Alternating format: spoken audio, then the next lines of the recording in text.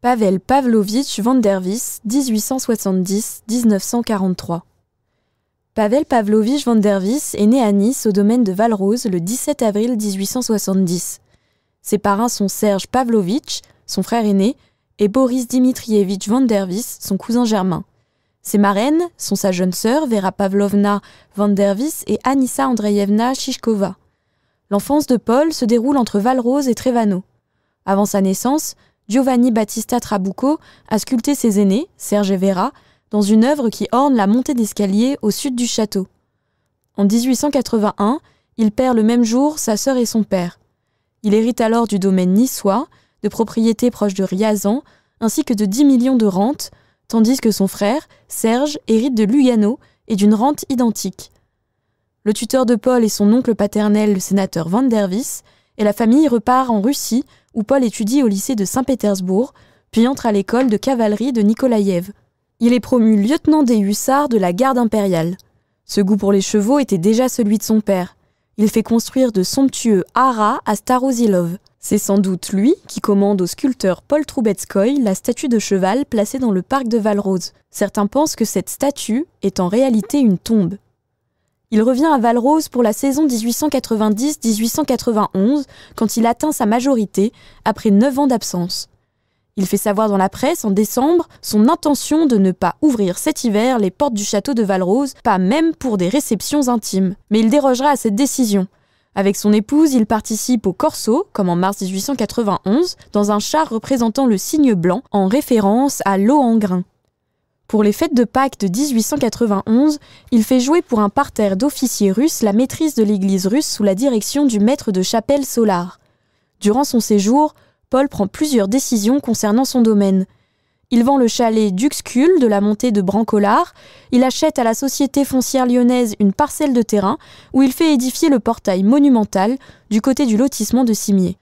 Il fait graver le mot de « château » sur le pilier, alors que le mot de « villa » figurait sur la première entrée du côté de Fouonkoda. À la fin de la saison, il organise une réception et annonce qu'il ne reviendra pas durant quelques années.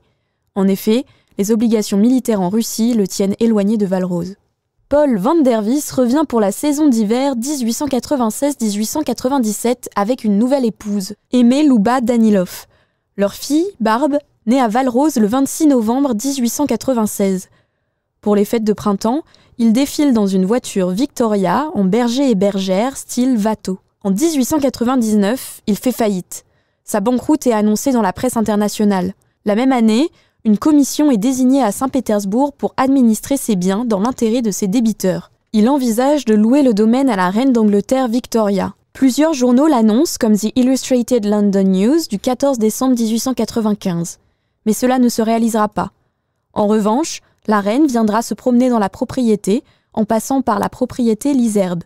Elle y prendra le thé sous la tonnelle métallique devant la grotte du village russe. La suite de la reine loge un printemps dans la porte monumentale. En 1900, il loue le domaine à la famille Terestchenko. Pavel Pavlovitch van der Vis se remarie alors avec Nina. Leur fille, Antoinette, naît à Valrose le 30 octobre 1908. Paul est comme son père, généreux et mécène. À Pronsk, il a ouvert un établissement d'enseignement pour femmes en 1904. Il a également ouvert une école d'agriculture et un hôpital pour les paysans du district. Il a hérité de ses parents son goût pour la musique. Il joue du piano et compose, par exemple une ballade sur des poèmes de Tolstoï. Il met en scène des opéras, comme Eugène Onéguine et Carmen sur la scène du théâtre qu'il a construit à Starozilov et à Pronsk. Son frère Serge se défait de sa villa de Trevano en 1900 et s'installe dans la villa Les Mimosas à Cannes. Vers 1910, Paul ne possède plus en Russie que le domaine de Starozilov et l'établissement d'enseignement de Pronsk.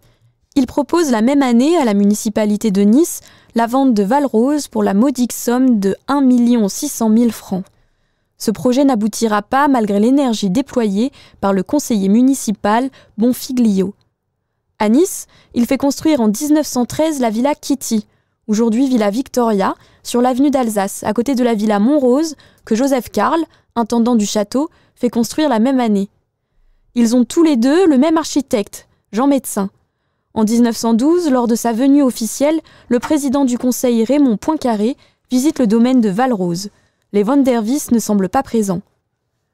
Pendant la Première Guerre mondiale, Paul demande et est autorisé à changer son nom de famille en Lugov ou Lugovoy, sans doute pour échapper à la germanophobie ambiante que la consonance de son patronyme aurait pu lui valoir. Le 9 mars 1918, Paul vend le domaine de Valrose au banquier Grigorovitch Davidovitch Lessine pour 1 597 230 francs. Mais la période qui précède est entourée de mystères. Plusieurs sources font état d'un changement de propriétaire dès avant 1914. L'ancien jardinier, devenu régisseur, Joseph Karl, quitte Valrose pour être remplacé par Vladimir Fabrikant, un proche du révolutionnaire russe Kerensky. On peut lire dans la vie mondaine du 15 janvier 1914 que Valrose a été vendue à une société pour 3 millions. On avance dans la presse les noms des supposés propriétaires Grigori Lessine, qui le deviendra en 1918, et 2 autres Russes en lien avec la banque russo-asiatique, Alexis Ivanovitch Poutilov et Alexis Ivanov.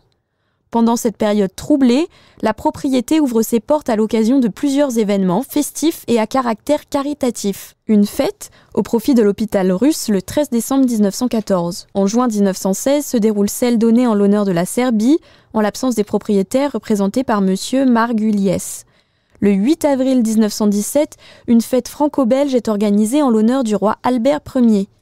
Le 13 mai 1917 a lieu un gala polonais en présence du grand peintre Jan Stika.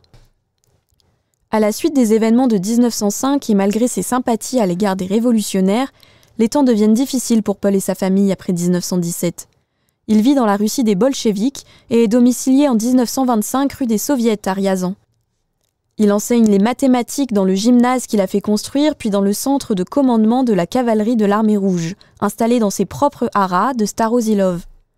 Paul échappe à plusieurs reprises aux répressions staliniennes. Les conditions de vie à Ryazan se durcissant pour lui, il s'installe dans le village de Matsatika dans la région de Tver, où il travaille comme instituteur et rédige un manuel de mathématiques. Il meurt en 1943 et est enterré à Matsatika avec sa dernière épouse.